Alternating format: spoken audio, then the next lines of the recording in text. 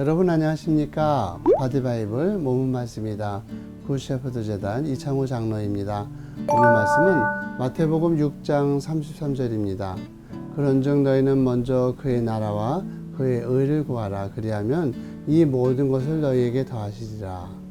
오늘 말씀은 생명은 사라지고 사명은 살아나는 것입니다. 이런 경험 한두 번쯤 해보셨을 것 같은데요. 시간에 쫓겨서 허겁지겁 발걸음을 내딛다가 갑자기 턱 멈춰지는 경험입니다. 그때가 언제냐 하면 우리 삶의 한 귀퉁이에 자라나고 있는 풀들과 마주칠 때입니다. 담벼락 시멘트 틈을 삐집고 나와서 피어있는 민들레도 있고요. 소똥처럼 싸놓은 것 같이 널브러져 있는 뱁사리도 있습니다. 페랭이도 있고 또 이름 모를 잡초들도 있습니다.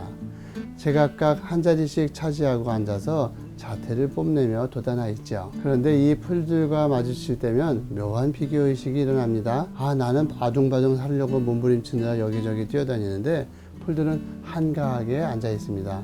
그래도 잘 자랍니다.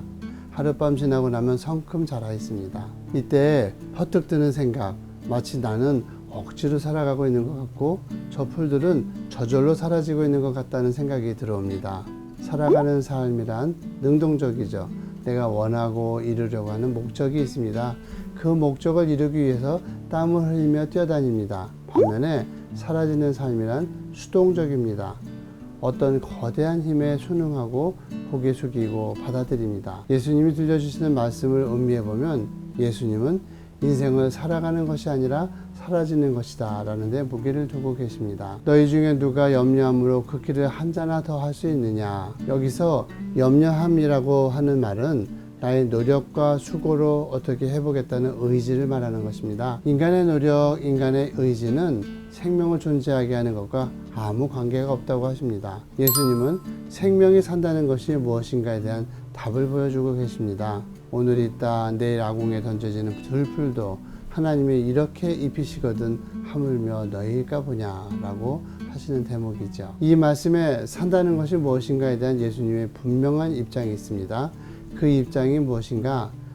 머리카락 한 올이 자라나는 것마저 풀 한 포기가 자라는 것마저 모두가 하나님께서 하시는 것이지 인간의 수고가 아니라는 것입니다. 즉 생명이란 스스로 살아가는 것이 아니라 하나님에 의해서 저절로 사라지는 것이라는 것입니다.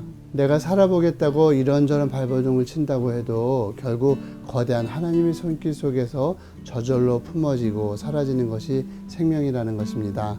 그럼 왜 우리는 살아가려고 발버둥을 치는 것일까요? 그것은 바로 생명을 떠나서 살기 때문입니다. 하나님을 떠나서 살기 때문입니다. 그러나 과연 우리의 인생은 저절로 사라지기만 하는 것일까요? 내가 살아가야 할 목은 없다는 것일까요?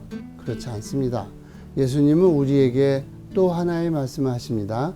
너희는 먼저 그의 나라와 그의 의를 구하라. 산다는 것은 분명히 저절로 사라지는 세계에 있습니다. 그러나 또 다른 차원, 우리가 반드시 살아야 할 세계도 있습니다. 나의 생명에 관해서는 하나님에 의해서 저절로 사라지는 것입니다. 우리는 더 이상 내 생명에 대해 염려할 것이 없습니다. 그렇다면 내가 살아가야 할 몫은 나의 생명에 관한 것이 아닙니다. 그것은 바로 타인의 생명, 다른 생명들에 관한 것입니다. 내 생명은 하나님께 맡기고 저절로 사라지는 세계에 내려놔야 하지만 먼저 그의 나라와 그의 의를 구하라는 말씀과 같이 타인의 생명은 내가 살아내야 할 세계에 전진 배치시켜야 한다는 것입니다.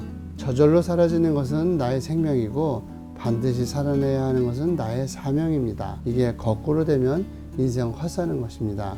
나의 생명을 위해서는 악착같이 몸부림치는 사명으로 여기고 다른 생명에 대해서는 거저 살아가겠지 방치하는 것이 그리스도인들의 직무유기인 것입니다.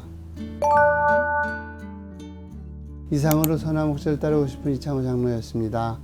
오늘도 여러분의 생명을 은혜 속에 맡겨두시고 죽을 힘을 다해 사명을 살아내시기 바랍니다.